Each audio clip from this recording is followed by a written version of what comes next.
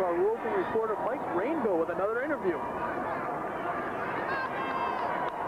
I'm with an ex-Minnehaha Academy football player, better known as Councilmember Brian Herron. Brian, tell us what you think about all this.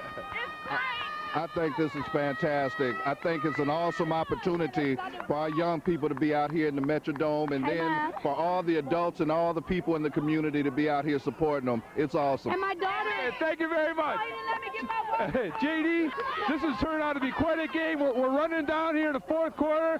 Is North Commons going to be able to come back? What do you think? Oh, they're really looking good, Mike. Hopefully they will be able to.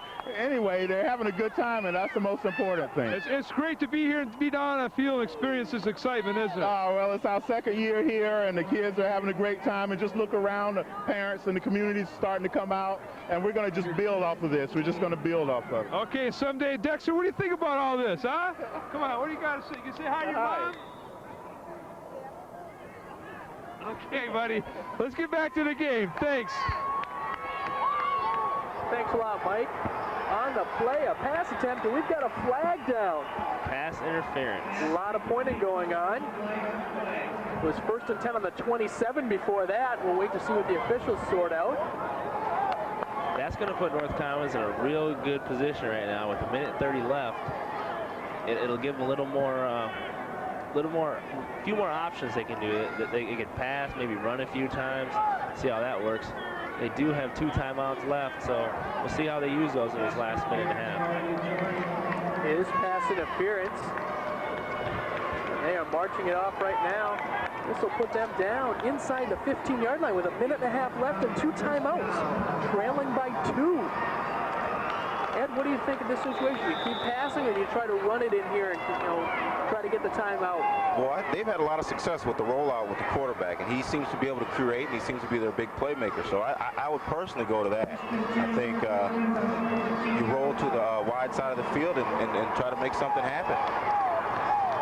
All right, here we go. They're spreading out a little bit. 1st and 10. It's a rollout, and the pass into coverage, tipped away.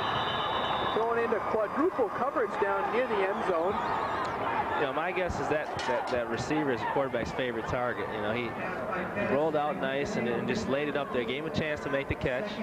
They were fortunate they didn't get an interception in that because there was a bunch of white jerseys around that ball. Here we go again. We now get 2nd and 10. Quarterback Terry Pettis gets down there, number 16, calling out his play. He called his own number for the touchdown run earlier. Let's see what happens on this one. Here's the rollout. Looking deep. He's got a guy open in the end zone. And it's a touchdown. A fantastic rollout pass to give them the 18-14 lead. I think that shows how an athletic quarterback, he got on the run. Now, the defender doesn't know, should we come up for run support or should I stay back with the receiver? Now, you get caught no man's land a lot in that situation because you come up a little bit thinking you can't get over your head. Then he planted, made a nice throw over the defense to his open receiver in the end zone. That was a really nice play. Here we go. The coach is a little bit excited. We're going to get a timeout on the play here to settle them down. North Commons calling it before they'll go for 2, which would give them a 6-point lead here. Got 1:01 left. Ed, you think they left them too much time with this high-scoring game? Well, I think that if Fairview can pass the ball a little bit, they might have.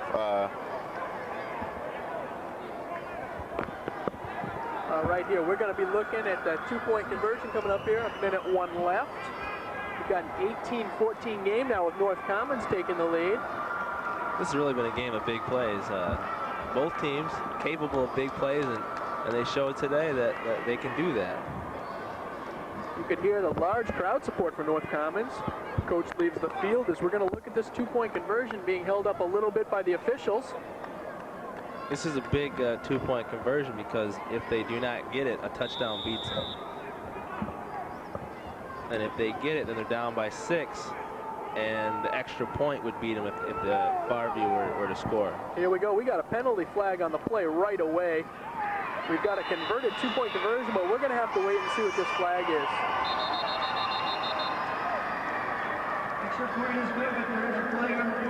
I'm really impressed with North Commons' passing game. The quarterback has a lot of poise. gets back, gets the ball up nice, looks real comfortable throwing it, and delivers the ball with good momentum on it. And at this level, it's interesting to see a quarterback be able to look off receivers. He had a couple guys there he could have thrown the ball to, and he seemed to pick the right one. Well, Ed, as you're saying that, why don't you walk us through the replay we're about to show here on this last touchdown? All right, the quarterback takes a roll to the right, to the wide side of the field, and defender stepped up to protect the run and hit the receiver on a nice pass. That was a perfectly thrown pass. Here we go back to live action. The quarterback with a little play action. Hands off to the running back, who's got plenty of room to run with it. He cuts it back in, and he's going to be stopped just a yard short of the two-point conversion. That penalty was illegal motion against North Commons. So now we've got a minute 1 left. We've got a 4-point lead. I think back to the touchdown. I mean, to watch him roll like that and throw the ball as he did on the run, that just shows what kind of athletes that are coming up through the park system right now. These guys can play. And, definitely. And it seems like at this level right now, the coaching on both sides is really effective. They're teaching these young players the fundamentals of the game. And if they keep developing the way that they're showing now, they keep progressing, then they'll be fun to watch in high school and after that. Definitely. Anytime you see kids at this age be able to run a bootleg pass, it's definitely... Yeah. Okay, right before we get this kickoff, we're going to go to the break right now. Regional Sports Network, we'll be back for the last minute in just a second.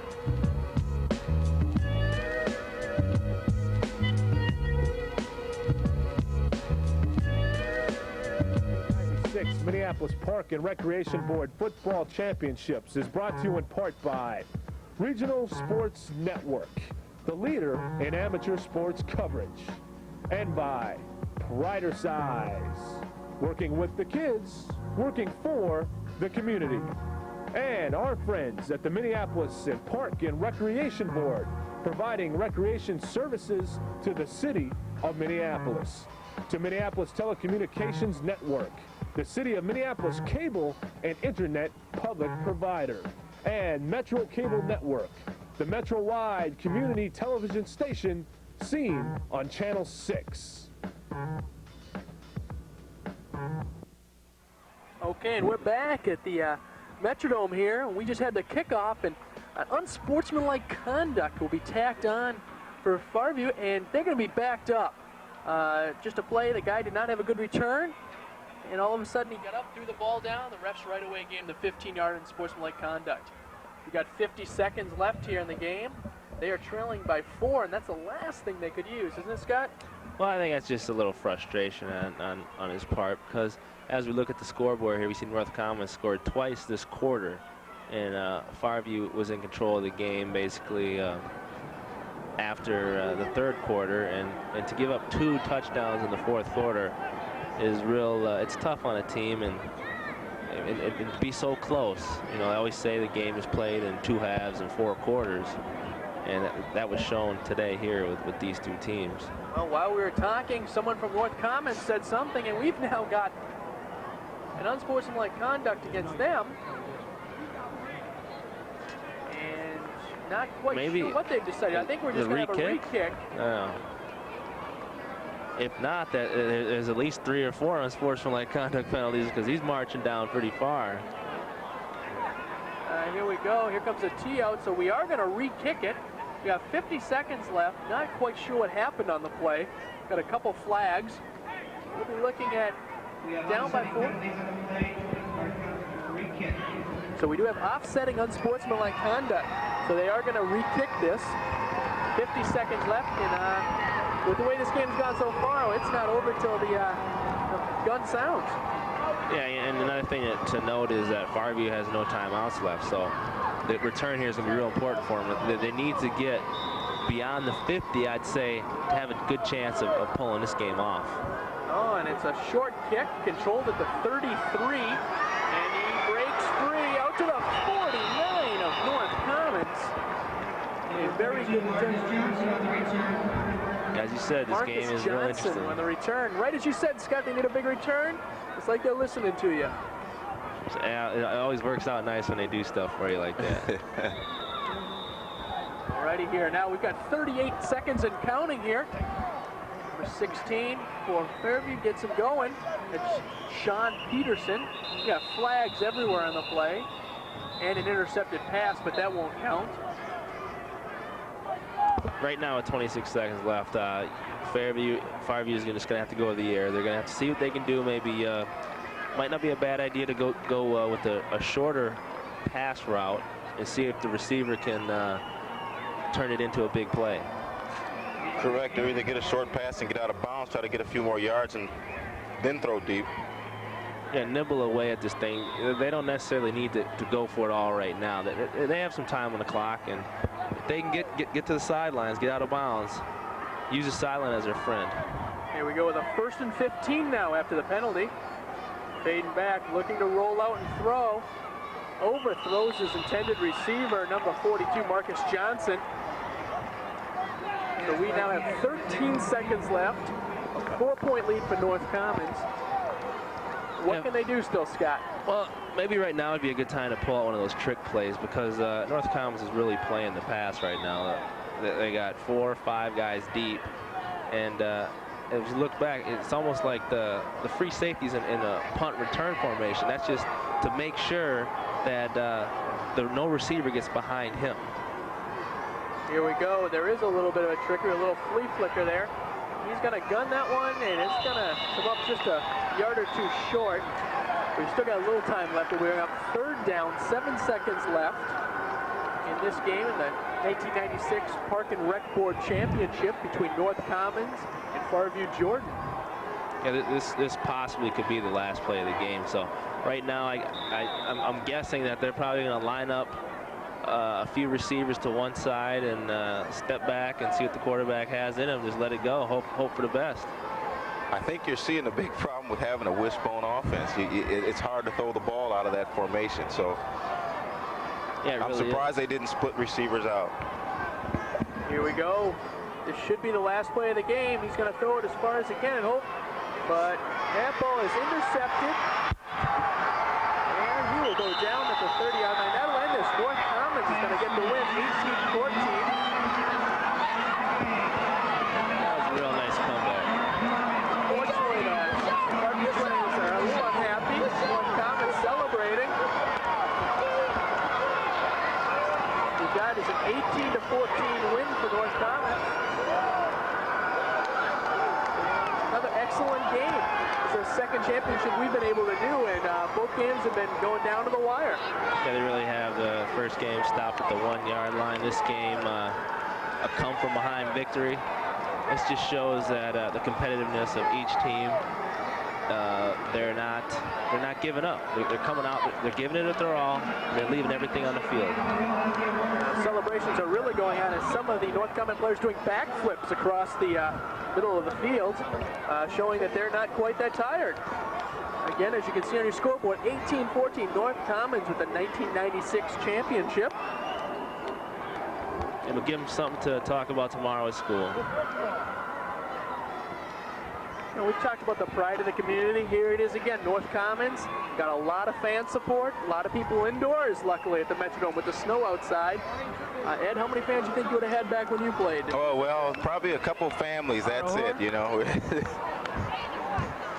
Yeah, you always had your family that would drive the one parent would drive a lot of the players, and the diehards that would show up. And it seems like we have now that it's like we said earlier, it's more of a community thing where communities become more important. That the people are get behind these young athletes and saying, you know, good job, keep it up. Okay, let's go down to Mike Rainville. He's got a sideline report for us. They never gave up today, did they? Never gave up. That's our motto. Hard work, good attitude, respect, encouragement, and you will be successful. You will be successful. Good for you. Rochelle Gray, Commissioner Graves wants to get your team the trophy. Okay. And we got T-shirts for everybody, too. So thanks a lot. We appreciate it. Good job. Thanks a lot. Okay, this is it. Storybook ending. J.D. Pride predicted that North Commons was going to win and come from behind, and they did. You heard it from their coach. It was a very emotional game. They lost one of their players last year to a terrible gunfight, a tragedy, but they played for him this year, and they won. They never gave up. Let's now go over to the ceremony. We're going to get their trophy. We got Commissioner Graves coming out with the T-shirts. We're going to come on.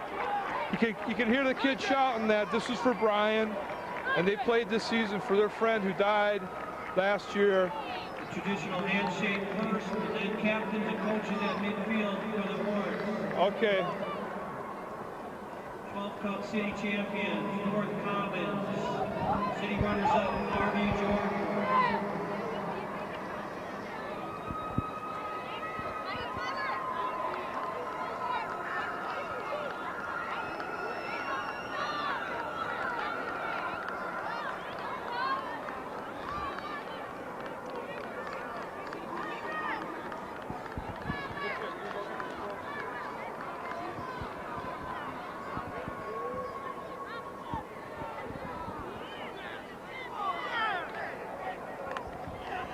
Coach, got a couple words for you?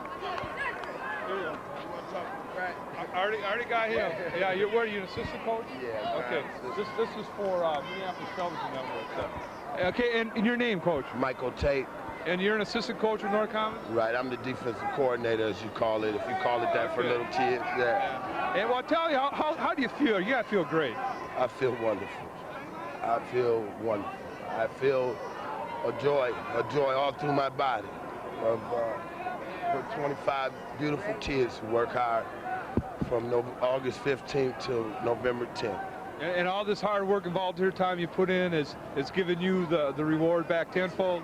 Tenfold. And I'll see it 10 years from now. Okay. I've been in this business 20 years. And to see how happy these kids are playing in the dome? Exactly. I raised a lot of kids on the north side. Okay. And I've seen a lot of them grow into beautiful young people.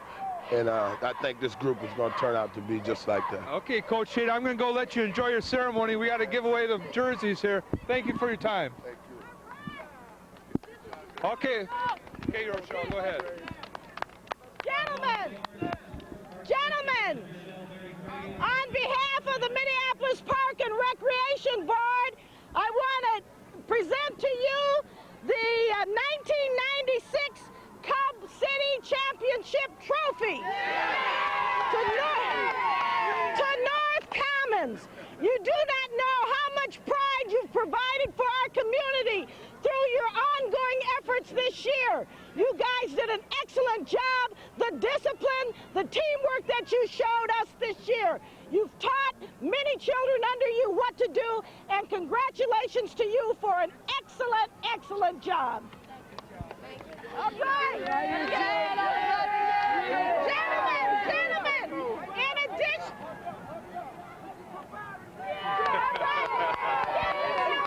Okay, Rochelle, I think you're going to outshot him, but what did you want to tell him, Rochelle? Well, in addition, they're going to get their T-shirt and... Okay. All right, North Commons. They did an excellent job. I'm proud of the kids. Great. We're going to go over here. Okay. We got Commissioner Zimmerman is going to help out here as well. He's from the south side. Okay, guys, here we go. Coach? I'll hold. Okay. Well, guys, you guys have a lot to be proud of coming in here, doing your best, going right down to the wire. You got a lot to be proud of. You got a lot of football ahead in your lives. You make North Side proud. You make the city proud. It's a great program we've got. I'm real pleased to present to you the runner-up trophy for Fairview Jordan. Congratulations. There we go. All right, give yourselves a hand.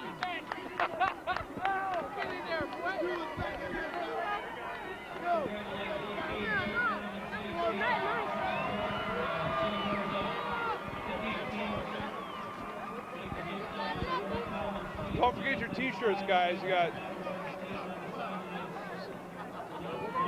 Okay.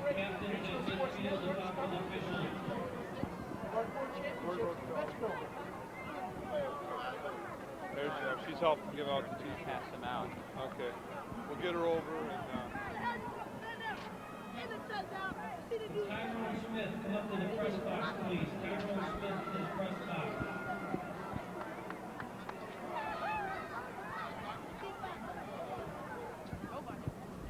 Heads up, heads up.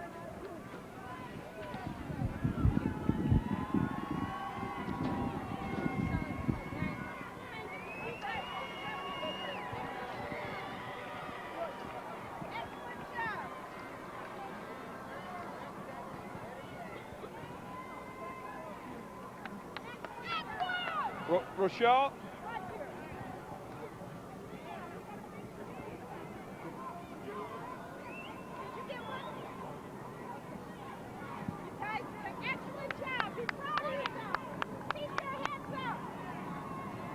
Can we get a couple words before we go sit on the bench?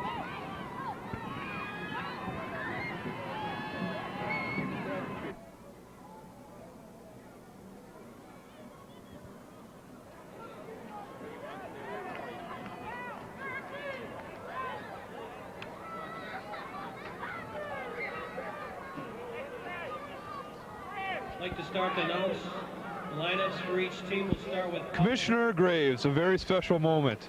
Yes, it really, really is. Too bad the parents, many of the other parents and people in the city could not be here tonight for this championship. It's been wonderful to see the parents out there. I think people are hoarse today. The kids have done an excellent job. Both teams on both sides, our Pee-wees, our midgets, our Cubs this year, they've done an excellent job. This has been an exciting championship. Well, when you talk about excellent job, let's start with the Park Board Commissioners because of the excellent support that you're giving to these youth programs. This is the second year of having the championships inside the Dome with JD Pride helping you out, and you're going to continue going this way. Yes, hopefully with the ongoing support from the people from the Metrodome. I'm hoping that we can get the Downtown Council to adopt a park and help us with uniforms on a regular basis. We've gotten a lot of support from members of the Vikings and the University of Minnesota. This evening, Sandy Stevens was here, the quarterback for the University of Minnesota when the U went to the Rose Bowl. Well, and did the U help out with your boys and girls basketball championships by hosting them at Williams Arena? They did an excellent job. People are coming forward, and I'm finding out more and more. If you ask people, they're more than willing to help you. And they feel that it's a good cause. You and I know that they are. Our cities are all, our children are always a good cause. And it's exciting that people are willing to come forth and help. As we wrap up our events here, they're introducing the final game. Let's look at the crystal ball, and sometimes good comes out of bad things. What do you see for the future, Rochelle? Well, in the future, I see the Downtown Council adopting a park, assisting us with athletic equipment for the teams in all sports. I see the University of Minnesota with their seniors in leisure and rec, assisting our volunteer coaches with recreational programs in the park, along with the University of Minnesota and our professional sports teams. And I see the children happy and feeling as though the adults in our community are supporting them. So the children feel that sense of community that they belong and they have the support they need. And that parents and adults are helping them, that they no longer have to go to bed fearful at night, that they can go to bed and have positive, hopeful dreams for themselves in the future. Well, that's a heck of a dream to buy into, and I buy into it. So thank you for your time today. We got one more game left, and we got Powderhorn Park and North Commons again now. Yes. What's your prediction? Well, I don't know. You know, I'm citywide, so I'm supposed to be nonpartisan. But my prediction is you'll see an excellent game. And thanks to you, Mike, and MTV for their assistance. Okay, too. Great. We're going to throw it back up to the booth, and see you later, guys. We got another game ahead of us. Welcome back to the Metrodome. Thank you very much, Mike, for those great interviews you had. What we just saw was an 18-14 come-from-behind win by North Commons over Farview. And Scott, what'd you think of the game overall? Real exciting. I thought that both teams left it all on the field today. They came into the Dome, and I think they can leave the Dome and say, yeah, we played as hard as we could, and there's no other way it should have turned out. That's right. We got another exciting game coming up next. We've got North Commons again different team against Powderhorn Park. That should be coming up in just a little bit. And this is Regional Sports Network's continuing coverage of the 1996 Park and Rec Board State Championships for football. Please stay tuned, and we'll see you in a little bit.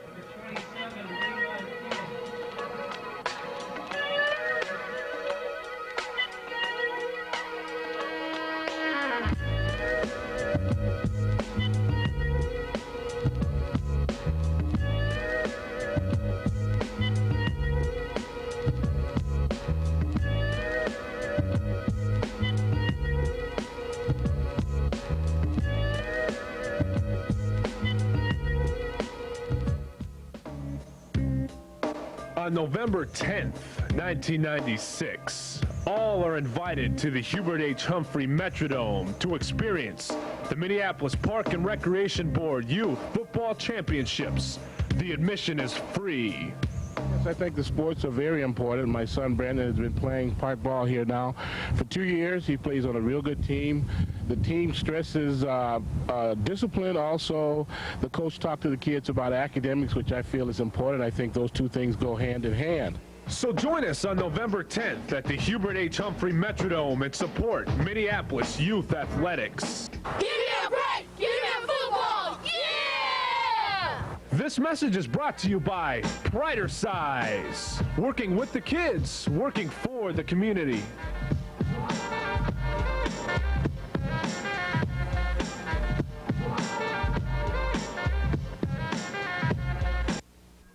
Hi, and welcome to the Hubert H. Humphrey Metrodome in Minneapolis, Minnesota, where we're watching the 1996 Park and Rec Board Football Championships. I'm Chris Stone, along with Scott Thayer. We'll be joined in a little while by Eddie Ford, and our sideline reporter is Mike Rainville today. What we've got is a game between North Commons in the white and Powderhorn Park, which will be wearing black. Scott, what do you think of today's contest? Well, I think it's going to be a real exciting game between two teams that are looking for a win. It's a matter of north versus south side, so these two teams have a little history against each other. Well, let's enjoy. Right now we've got a 0-0 tie, 10 minutes, 15 seconds left here in the first period. Powderhorn does have the ball at the 30-yard line, excuse me. And it's a second down and 15. And we got a carry, and it's a little bit of a loss there. Yeah, I think with this game we're going to see a little more passing, a little quicker, a little bit bigger, a little bit quicker, maybe a little more creative on the offense and defensive side. We want to welcome to the team Eddie Ford. This is his first year with Regional Sports Network. Welcome, Eddie.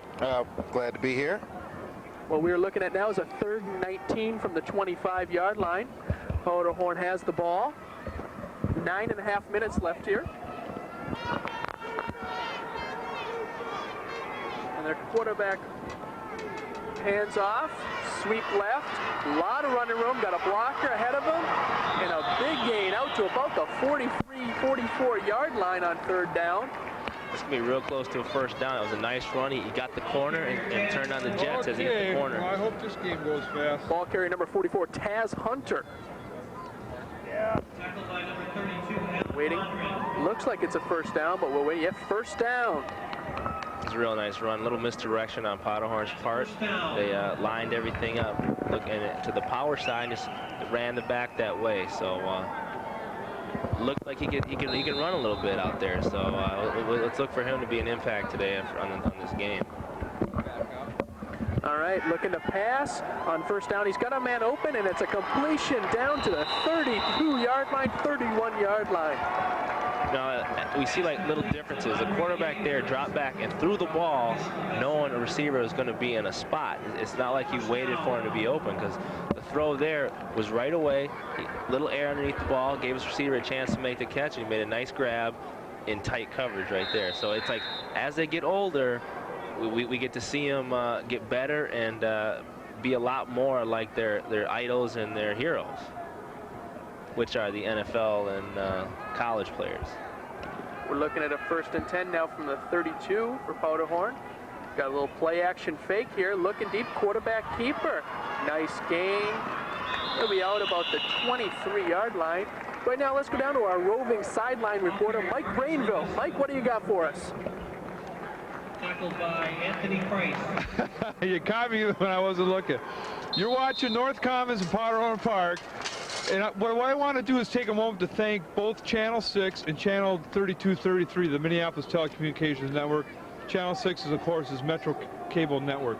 You're watching this program on one of those two community access stations. If it wasn't for their help, you could not see these type of community events. So thanks to Gay over at Channel 6, Pam, JC Baghdaddy, Paul at 3233, and again, special thanks to JD Pridersize, who's making this all possible. This is the second year in a row now that we're inside at the Dome with the Park Board Championship. So this could not be possible without a lot of people helping, and they are helping. We want to recognize so. Ryan Young up in the control booth with your crew. Thank you very much. Back to you, Lewis. Okay, we're back here in Minneapolis. Eddie Ford, Scott Thayer, and Chris Stone here. We're looking at 1st and 10 from the 21-yard line. Chester Hutchinson on the last tackle. Under center, number 1, Marcus Levessior on the fake, the pump, and then he's looking deep. Guy burned him, and we've got ourselves the first score of the ball game. Well, that was a nice play. He threw a fade pattern to the receiver. That was a very well executed play for this level of play. Oh, that was a beautiful play. Nice pump, and then he laid that ball where only the receiver could make the catch. I mean, that's a great outside pass where if the receiver doesn't make the catch, the ball is incomplete. So I mean, these guys are showing us now that they're listening in practice, and that they have a lot of athletic ability out there also. If you've been with us at all for any of the games prior, you've noticed a lack of the kicking game, and even at this level, we're going for 2 right away. We got 5 minutes, 40 seconds left on the handoff, and he is stopped just short, so we're going to have a 6-0 Powderhorn lead. We got 5.5 minutes left here in the first quarter. Eddie, you've been here for 2 games, our 3rd game. The quality is moving up as the ages move up. Oh, definitely. I think we started out where they executed the running plays very well, had a few passing plays, had a few more passing plays at the next level. And at this level, you're seeing they can do both pretty well, it seems, so far. We'll see how North Commons does when they get the ball. All righty, Scott. We got the replay on this last touchdown. You were impressed. Let's look through it. Yeah, I was really impressed with this play. The quarterback pump fakes, then lays it out there. Look at that. He lays it out where only one person can get it in between 2 defenders. The receiver makes a nice catch for the first score of the game. That's just two good athletes connecting on a touchdown. And he throws the ball to the official like, I've been here before. She's no the big woman deal. who was out That's here always doing nice the cheerleading earlier on. Alrighty, we're looking at the kickoff now. 4.5 minutes left here. Powderhorn kicking off to North Commons. North Commons in the white. Little squib kick to the 30. And a little worrisome there on the handoff. And we're think she'd be happy they won. That's a nice block, too, on the return team. See, you got the helmet in front and made the play. Gave his guy a little more time to try to find some running room. Another thing, let's not forget about the guys in the truck and everyone working the cameras, because they're doing a great job bringing this to us. Alrighty, with the North Commons with the ball. And they are trailing 6-0, and just under 4 minutes left. It's their first possession of the game, isn't it? Yes, it is. Here we go. Right away out of the chute. A little bit overthrown. Right away, both teams showing us they're not afraid to look deep and go for the gamble. Really not. Big plays, you get points in a hurry. And if you're down, you always want to, make a presence known of what direction you're going. I think that first pass was probably a little bit of jitters. First time touching the ball. Just wound up a little bit in the dome. First time on offense, yes, definitely. Here we go again. North Commons now a 2nd and 10 from their own 32. Now we got the handoff up the middle. Oh, what a tackle. We've got a fumble on the play as well. It looked like North Commons recovered it, but we're going to have to wait and see. Powderhorn players are saying they got it, but like you said, Chris, we'll have to wait for the pile to come undone. And you know that ball's probably changed hands 2 or 3 times while it's underneath that pile. And there it is. North Commons holds onto the ball, but a loss on the play. It's going to be about 2nd and 12 now. I won't be surprised if we see North Commons come again with the pass. Maybe not as deep. Maybe something more control, a rollout or a short pass. See if they can complete something like that. Here we go. We got 3rd and 11. They're calling it from the 30. 3 running backs, no wide receivers, and a flag on the play. You're a little surprised, Ed, to see no receivers on a 3rd and 11, especially after they came out on 1st down throwing. Yeah, they went to the T formation. Maybe they were going to try the halfback pass or something out of that formation.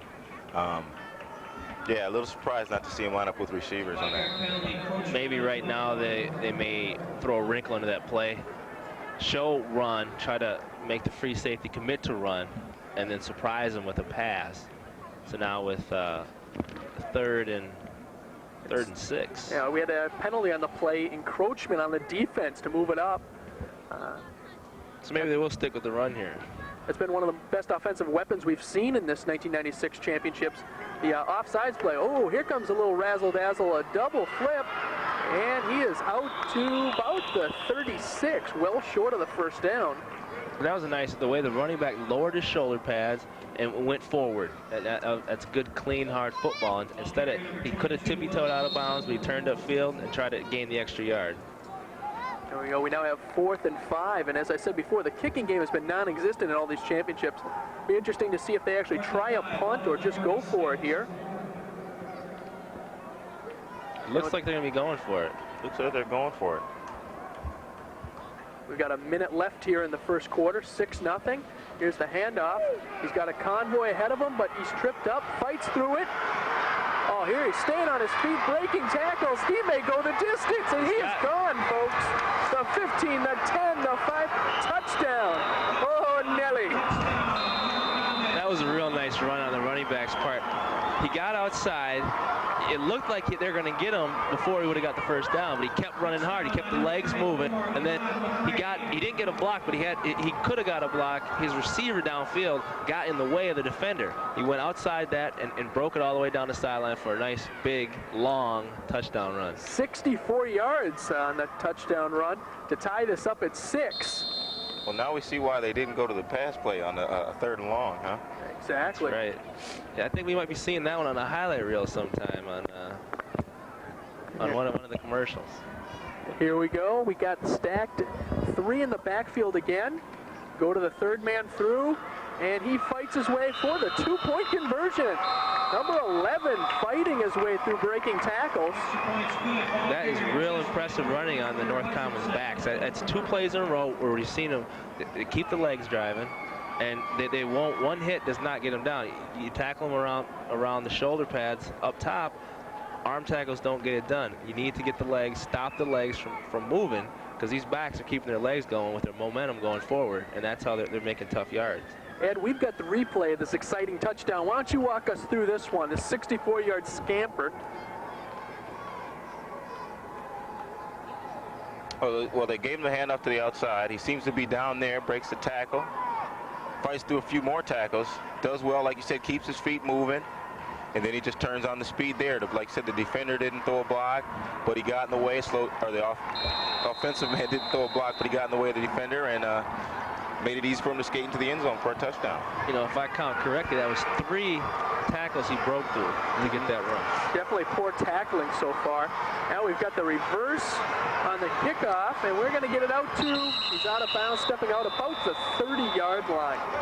I don't even know if it was poor tackling, but it was more like a determination on the running back's part. He said, I'm not going to get tackled, and he didn't go down. And again, it's good fundamentals. You're always taught when you're young to keep, when you're running the ball, keep your legs moving. And they've obviously been coached well. Now, we've talked before about fundamentals. But Scott, how important is it for these coaches to really instill the fundamentals at this early of an age?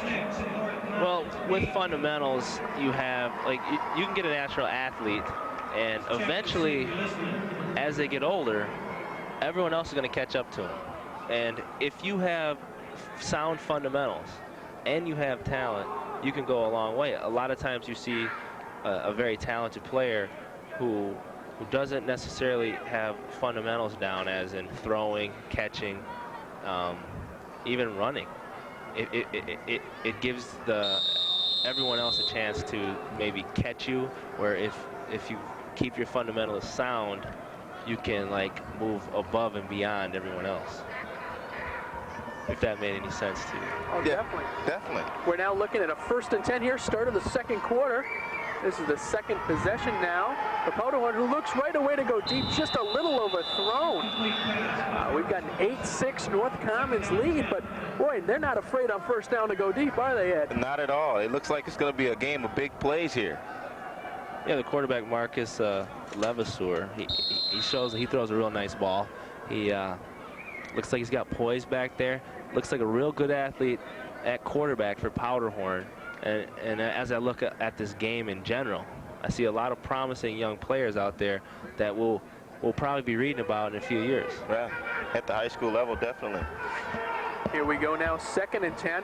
Oh, what a hit. That was just fantastic. Number 55 in the backfield. Real big hit there. It's like they were running a direction where and it came back into the flow of the defense. It was nice pursuit. What's Alex Keaton on the hit?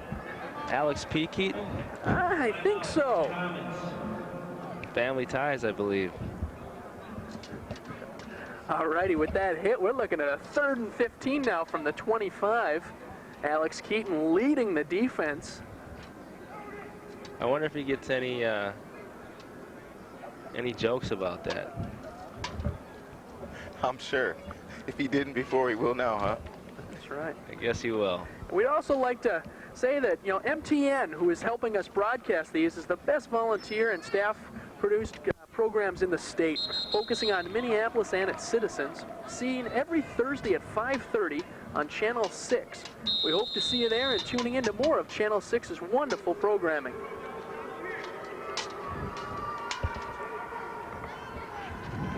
Alrighty, here we got 3rd and 15 now, 11:02 left. Quick hitch, read perfectly and dropped back at the 20.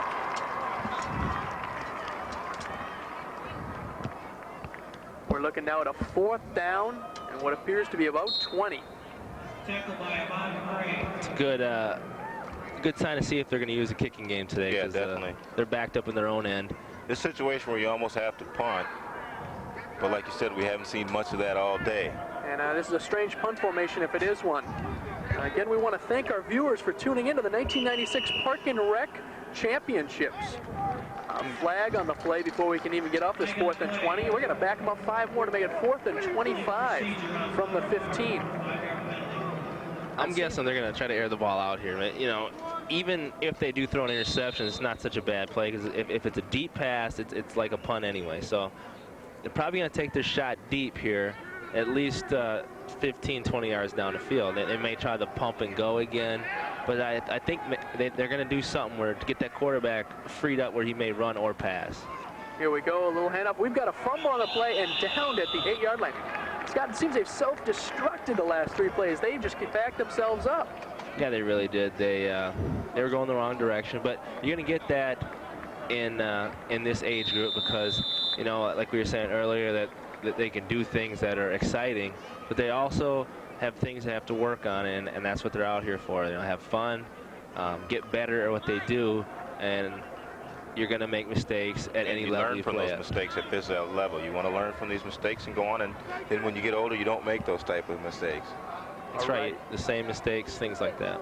All righty, we've got 1st and goal from the 9 with an 8-6 lead already for North Commons. They are back with the handoff around left side, trying to get outside, and does, breaking a few tackles to about the 7-yard line. Bringing up a 2nd and goal. Another example of hard running by the tailback there. He took it outside and tried to cut up and gain more yards. He could have bounced out of bounds and not took the hit, but lowered the shoulder pads and tried to gain the extra yard. North Commons looking for their 2nd straight championship. Earlier today, the North Commons team won 18-14 over Farview Jordan.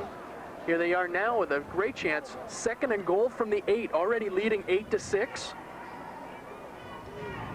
We got another running play up the middle, breaking tackles, still moving forward inside the 5.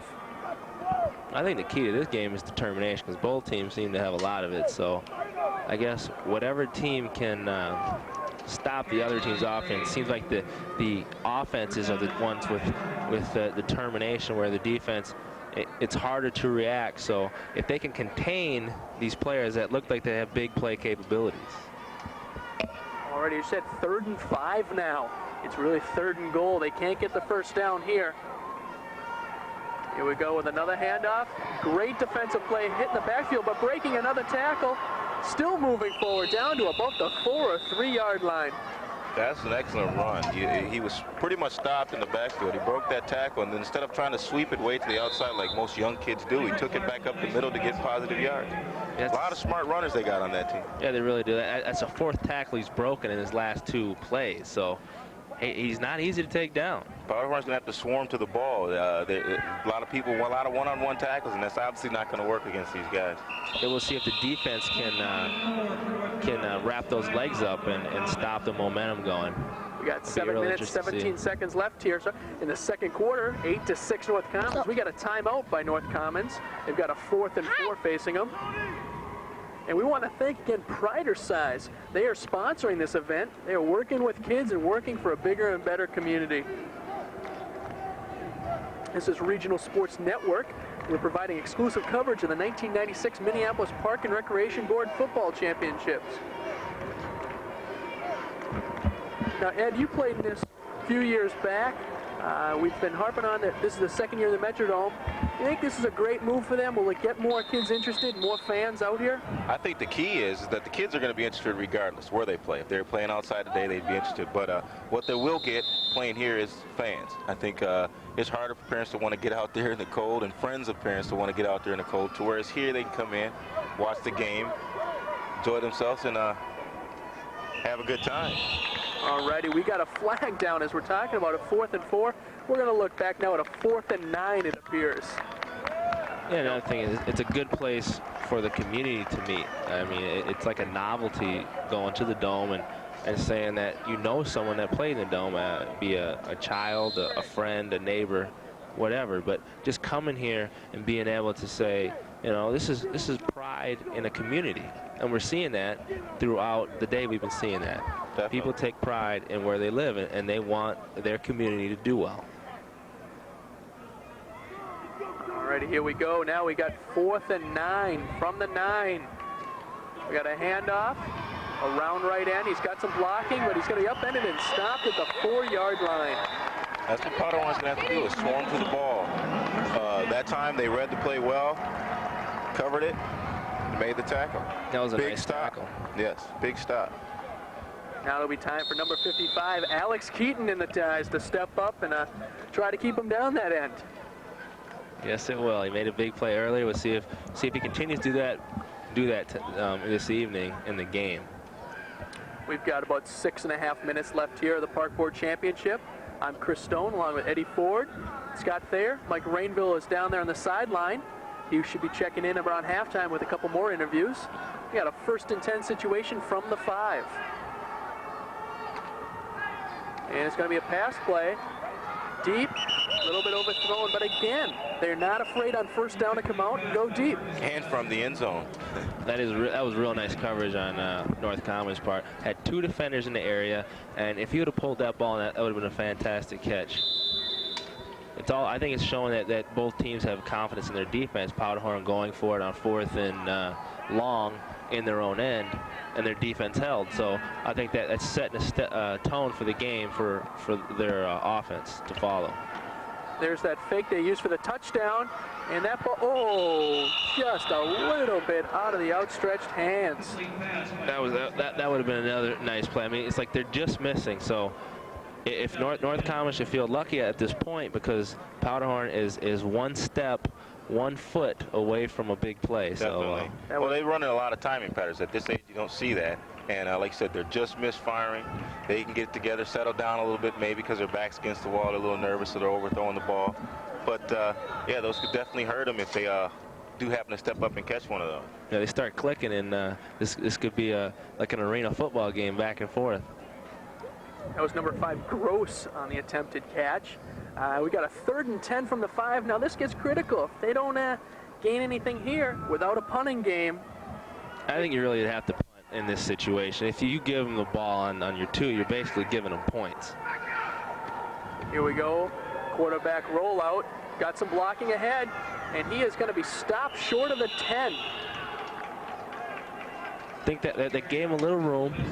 That was a quarterback, and the quarterback sneak got out to about the 9-10 yard line.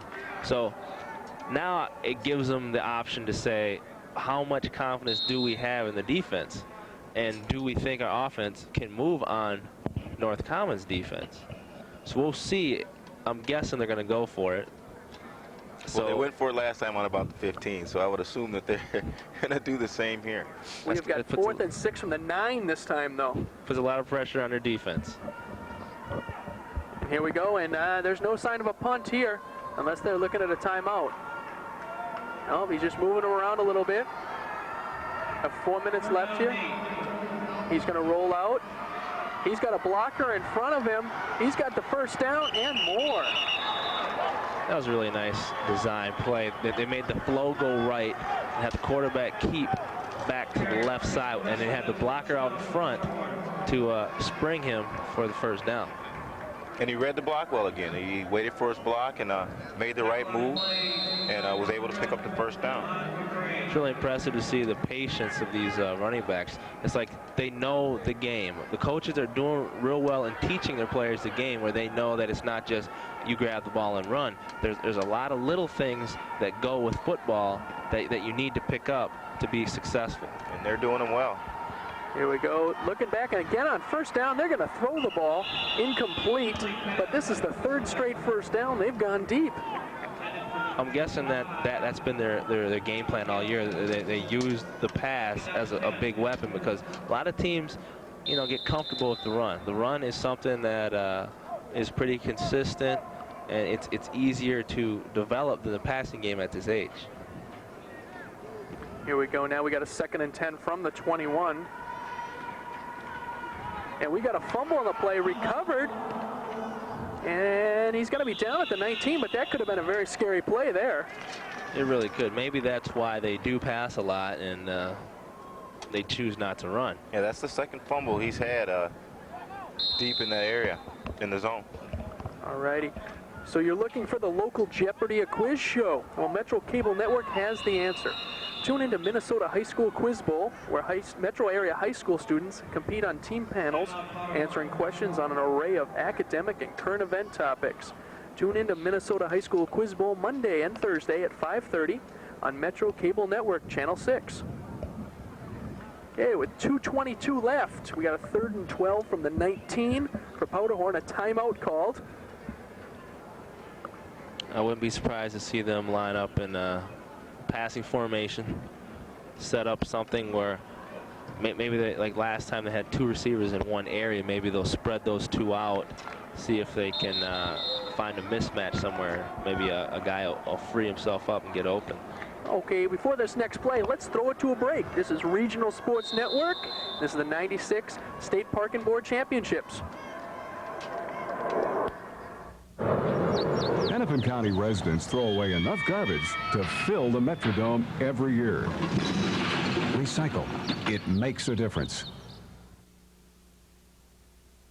Okay, on the one play we missed on the public service, we got an interception on the play.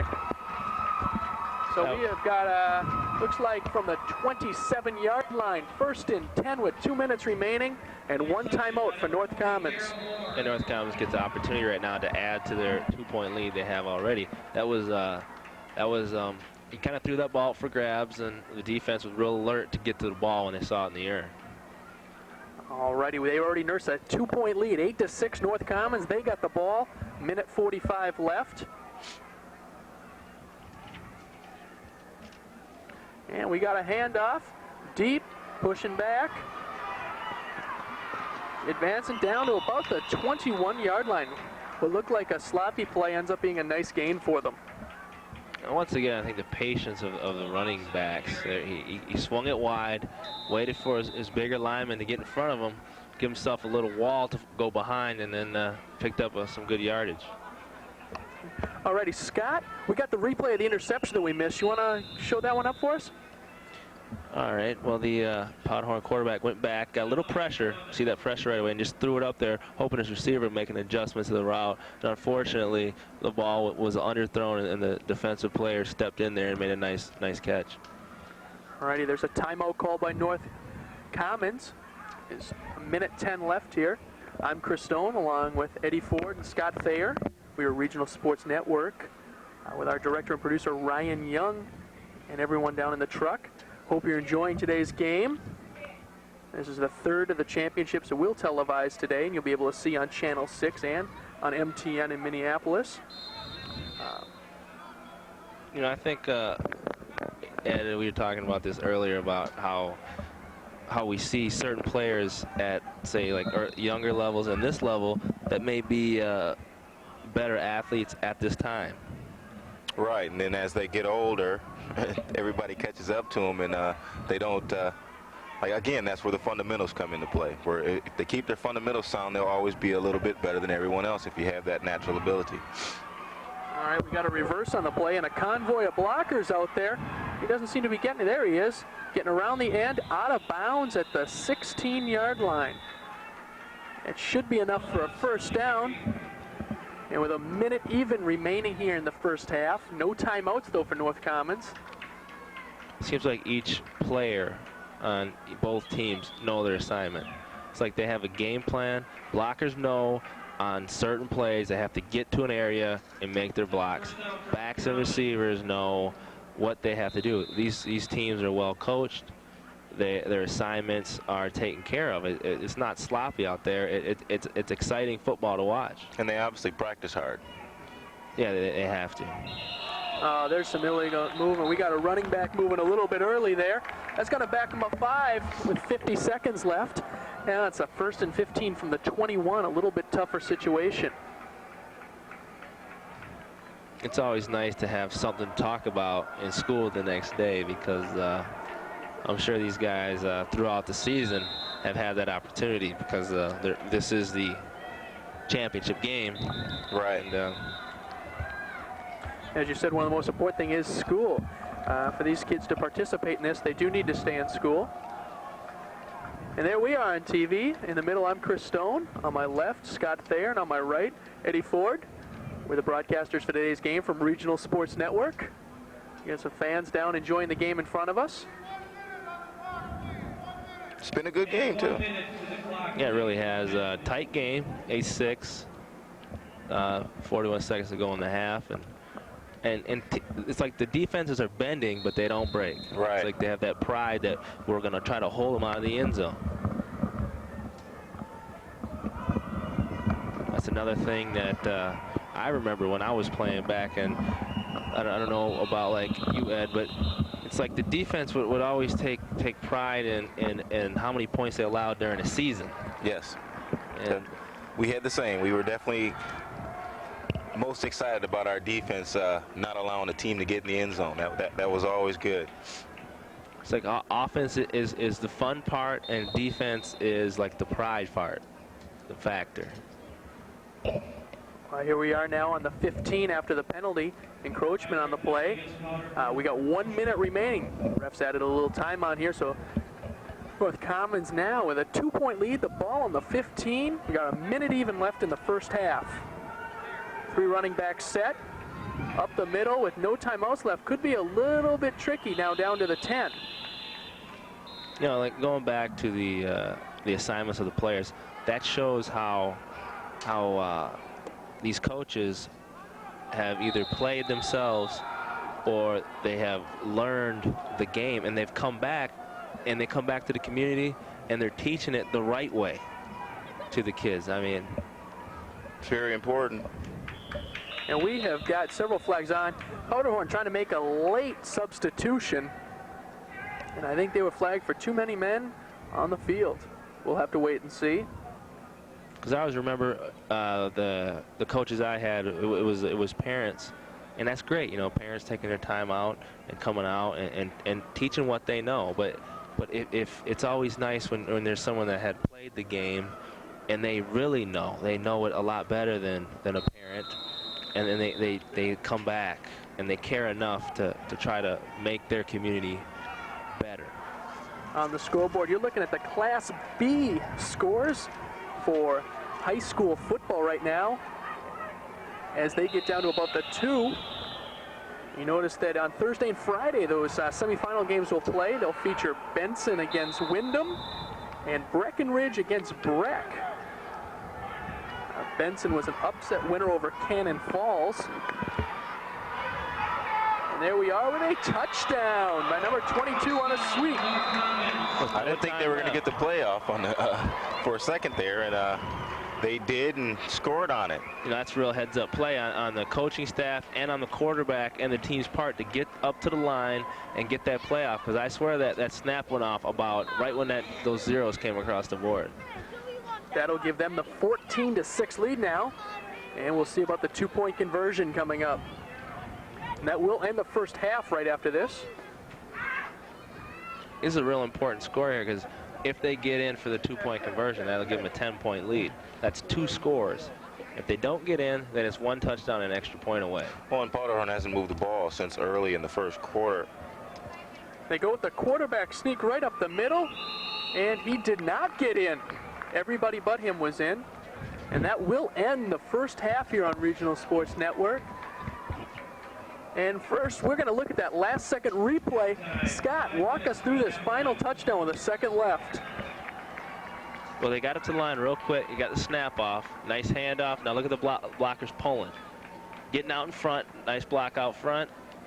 The running back turned the corner and just got right inside the pylon in the end zone for a nice touchdown run there. Running back showed some decent speed to get to that corner because it seemed like they had it covered pretty well. He really did. That acceleration, that burst of speed. He saw that gold there. He knew that was the end zone and knew that's where he had to get to. And he sold out and got there. We're looking at a 14-6 game. Speaking of gold, it's for the Golden Gophers. Guys, they said Wacker has to win 5 games. He loses in Wisconsin. Does he keep his job? You know, I really don't think he's going to keep his job. And from what I hear, that's unfortunate. Coach Wacker, from what I've seen, is a real good motivator. And from the things I've heard, is a good person in general. It's just a matter of recruiting and getting the caliber of players in his program, and unfortunately he has been able to do that and compete in the Big Ten. Well, I think he's hurt himself with for one, again, obviously not winning, but not recruiting within the state enough. I think if he'd have spent more time taking some of the bigger players we have here, not letting them get away, and even been in the same situation, have someone for people to identify to come and see the Gophers. I mean, you're bringing people in from out of state that people don't know. Yeah. People don't want to go watch a loser with people they don't want to know. They're more likely to come and see guys who are from the state, and even if they're not doing, you know, because he's putting up, well, at least until recently, was putting up points on the board. That's true. He was playing exciting football. But again, it's a lot of people you don't know. If you look at any successful big-time program, you don't let the best players in your backyard go.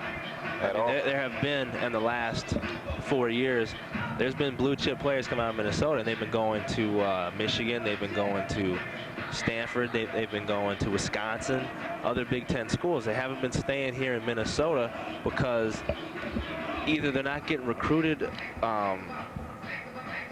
maybe not strongly enough. I mean, they got to be aggressive in recruiting players at home, and they got to sell that they're trying to go in the right direction. I mean, you look at Wisconsin a few years back, they turned that program around. Northwestern just recently has done that. I mean, those are 2 programs that were where Minnesota's at now, and they've turned it right around within the 5 years given the coach, and that's all recruiting. I mean, you got to hit the roads, and you got to sell your idea to these players. Right, and the Wisconsins, you know, they get players from their own state, but they come and steal some players, quality players from Minnesota, and it's a shame to see that we don't push a little harder to get our better athletes to stay home and play for the Ghosts. Yeah, I mean, it's tough because at Wisconsin they have a great college football stadium, and the atmosphere there is unbelievable, and it's tough. I don't know if it's what it is, but people don't come watch the Gophers in this building. Well, I think it's a situation where when you see college football, you want to be on campus, you want to have the whole atmosphere of everybody getting together at 9 o'clock in the morning before a 1 o'clock game, and you know, here it's 7 o'clock games on a Saturday evening. In Minnesota, there's just too many things to do. You just can't have it. I mean, I don't think they'll be successful until they do build them on-campus outdoor stadium. I totally agree with you. Now, who do you think would be a good candidate for the Gophers football coaching job if it becomes open? To be honest, I couldn't tell you. I'm not sure who would be available at that time. But you know, they've got to go out and try to get a quality coach, a big-name coach, in order to maybe draw fans on that.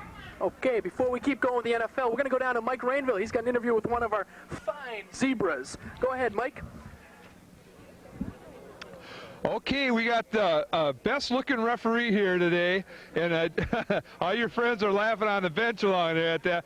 But tell us a little bit about what it's like to give up your time to come down and work for the kids today. It's worth every moment of it. I think it's outstanding effort on part of the administration and all my fellow refs, and we can't do it without the kids, and I really enjoy doing it because it comes from the heart, and it gives me an opportunity to give something back to the community. And this is just a really special time for you and helping these kids deal with their lives. Absolutely. Keeping their heads up and reinforcing focus in life, and once again, I have a real good time hanging out with the kids and trying to show them by way of example. Okay, well, thanks, JD. You take care. All right. No, DJ. Sorry. I'm getting tired. I've been saying hi to you. Uh-oh. Uh-oh.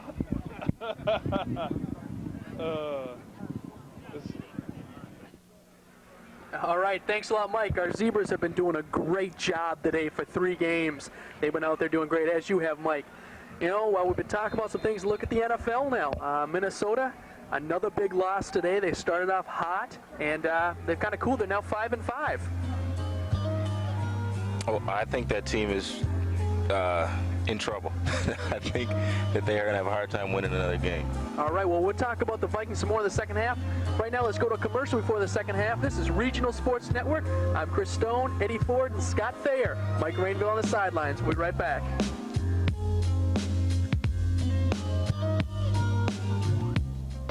On November 10th, 1996, all are invited to the Hubert H. Humphrey Metrodome to experience the Minneapolis Park and Recreation Board Youth Football Championships. The admission.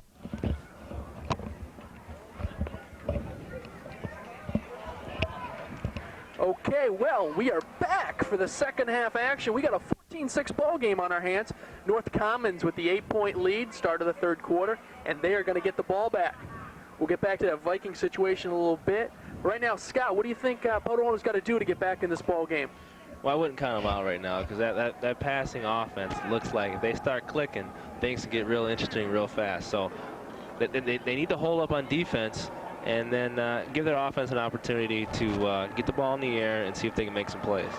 Ed, what does North Common have to do to keep the lead? Well, I think they just stick with their running game. It seems to be effective. They seem to have 3 quality backs plus a decent quarterback. So I say you control the ball and try to punch it in every time you touch it. Okay, the opening kick is going to go out of bounds. So we'll wait and see on this. We've got an even 12 minutes left here, start of the second half of a 14-6 championship ball game between North Common and Powderhorn Park. This is going to give North Common some good field position right away to start the second half. So we'll have to see what they do with it. There we are right now, the 3 of us here at the Metrodome in Minneapolis. We got some fans right down in front of us having a good time. And we've got the game coming up here now. They're going to have the ball on the 35-yard line. 1st and 10, North Common. Start of the second half. Yeah, a couple late substitutions coming in. Clock hasn't started yet, so being the ball went out of bounds and no one touched it, we're still sitting at 12 minutes. Okay, first play from scrimmage. 3 running backs in the backfield, no wide receivers. They've been going with this set almost the whole way. And the first guy through breaks it, number 34, out to the 45-yard line for a nice 10-yard scamper. Should be a first down. He's getting pretty close to 100 yards already, and he's probably had about 3-4 carries. Oh, easy. And all of them were pretty big gainers, so. Biggest run of the day so far, that 64-yard touchdown that got them on the board to tie that score up. Here we go again. 3 running backs in the backfield. No wide receiver set. 2nd and 1, they call it. Number 9 hit, but he should get over for the first down. That was a nice hit on the defense. They stepped up, tried to fill the hole. Short gain, you know, it's tough to stop them on 2nd and short. I mean, the first down, if you can get big yards on first down, then it makes it a lot easier on your team to convert on a 2nd and 1, 3rd and 2 situation. And it opens up a room for a pass if they're expecting run all the time. Here we go again. All 3 guys in the back. That was Anthony Price, number 9 on that last carry. Number 22 getting the handoff this time, and right up and through breaking tackles. He is gone. There's nobody that's going to catch this kid except maybe the quarterback, number 1. And he didn't catch him. A big run. Big burst of speed there. We talked about it earlier, Ed, right in the end of the first half. He got that burst and found the end zone. He does it once again. Now it seems like 2 North Common backs are getting real close to 100 yards. Yeah. 54-yard run and then a little bit of a dance. They're starting to feel it out there with that 20-6 lead. I think Deion Sanders just got out there. Yeah, I think we spotted him somewhere in the tunnel. You know, there's nothing wrong with little emotion, though. It's fun to see the young guys go out and emulate some of their favorite players. They get in the end zone and they celebrate a little bit. I don't think it's to taunt anyone. I think it's just they're just so excited that they got there that they want to express it some way. Here we go with the 2-point conversion. First back through. Looks like it was number 9, and it is Anthony Price on the 2-point conversion. It gives them a 22-6 lead here. 10 minutes, 35 seconds left in the 3rd quarter. It's gonna be real interesting to see how Powderhorn reacts now. They're down by 16 points, and if they come out and panic, this game could get blown out real easily. If they stay calm and poised, they can pick their way back in and hope for a big play themselves to get back into the game. We've seen 2 big runs now by North Commons. A 64-yard run that got them on the board, now this 54-yarder. We've seen these guys come out Powderhorn with a first down passing. You think we're going to see that again, Ed? I believe they will come out throwing the ball. I think that they'd probably do themselves a lot better if they did come out and try to establish some kind of run. So I think that's what's hurt them, is that they haven't been able to run the ball that well, and they've relied on the pass. So if they can control the ball for a little bit, like you said, not try to get too much, I think they'll be all right. They'll be able to try and get back in this game. One defensive stop after a score, and they're right back in it. Yeah, they really would be. It's just a matter of patience. You know, we've seen a lot of patience today, and we've seen the ball spread out too. A lot of different players making big plays, and that's always good to see. We are in the Metrodome, nice and warm in here. It's a little chilly out in this Minnesota fall, getting ready for winter. Scott Thayer and Eddie Ford along with Chris Stone. Mike Rainville is our sideline reporter. We are looking at the kickoff coming up from North Commons. After the running back had that big touchdown run, give him a little break, now make him kick off. It looks like he does a little bit of everything for him. You always want your best athlete doing most of your chores for you. And there is the kick, deep to the 18-yard line. And he's got a convoy of blockers ahead. Great miss, runs into his own guy, breaks it back. That's the quarterback, number 1, Marcus Levasseur. He's done everything except sell tickets. He really has. He's a talented young athlete out there, and the coach's plan is let's get the ball in his hands, let him create something, and good things will happen. Alrighty, now let's see if we're right on this 1st and 10 pass play. We got 1st and 10 from the 47. Almost a 30-yard return on that one. It's the 3rd quarter. We got 10 minutes even left. Late substitutions coming in here for Powderhorn.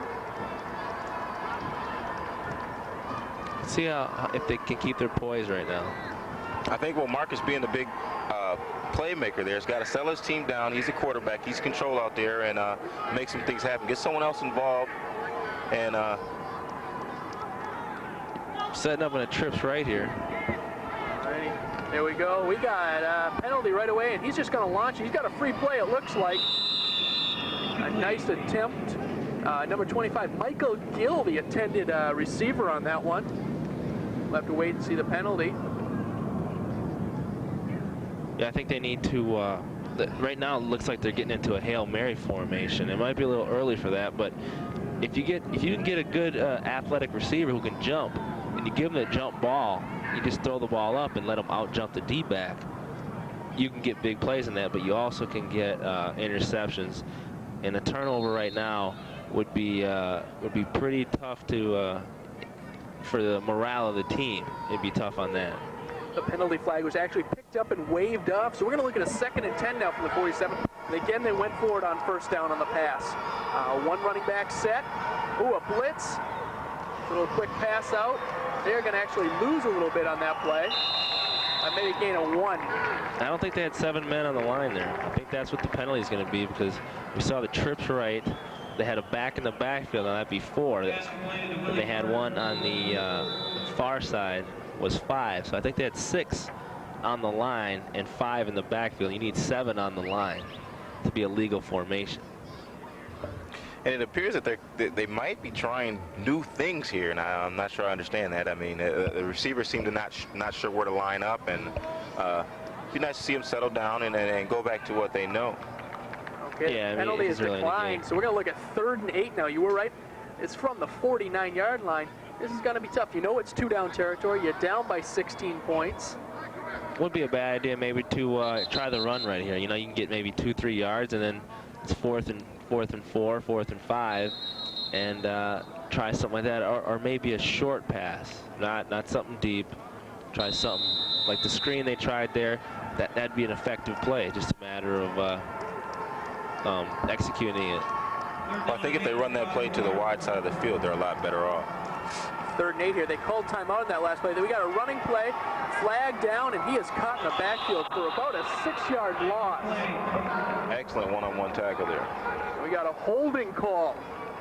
That's what usually happens when the flag drops there. It's usually a holding call. Now, it'll be 3rd down again, but it'll be 18. So the advantage is you get the play over. It was a loss anyway. Now the disadvantage is you got farther to go. And they have declined the penalty, so we'll move to 4th and 8 now. That's showing a lot of confidence in your defense with a team that's relied on a lot of big plays. Actually, I think it's 4th and 13 is a loss. There it is, 4th and 14. Now they've changed it. A little slow on the scorekeeping. I still think it's 13. They just We'll go with 13. Guys, the press box, we've decided it's 13. Here we go. Marcus under center. Got 2 running backs in the backfield.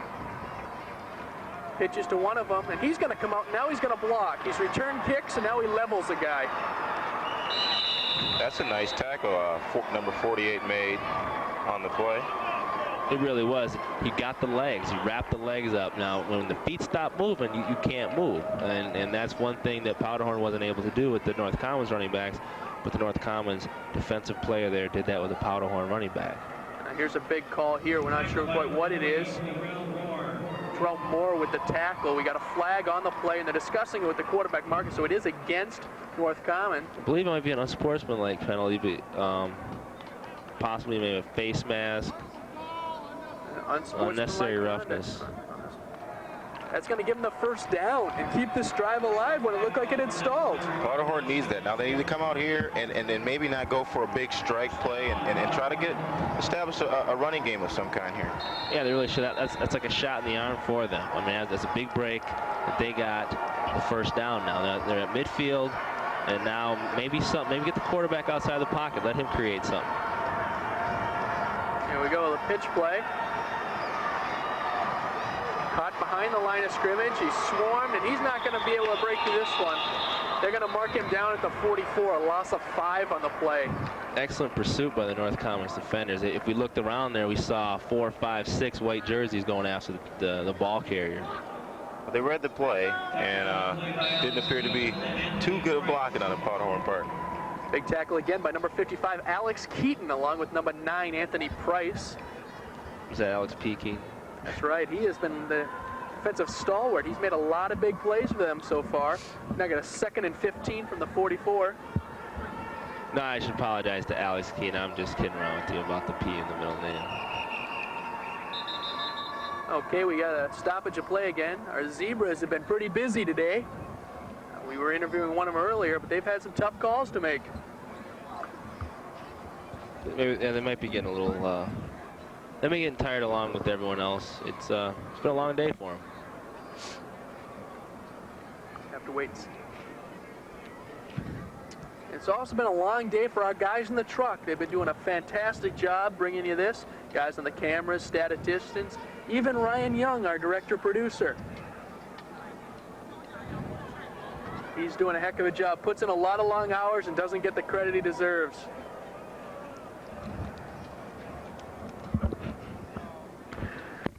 And what was his name again? Another thing we have to say to John and Travis in the truck, doing a great job there. John with our stat pack, and Travis, of course, on the sound.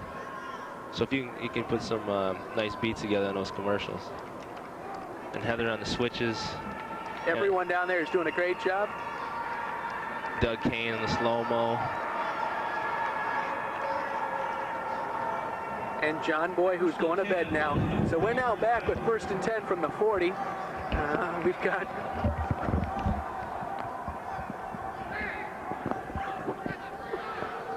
okay, Powderhorn with the ball.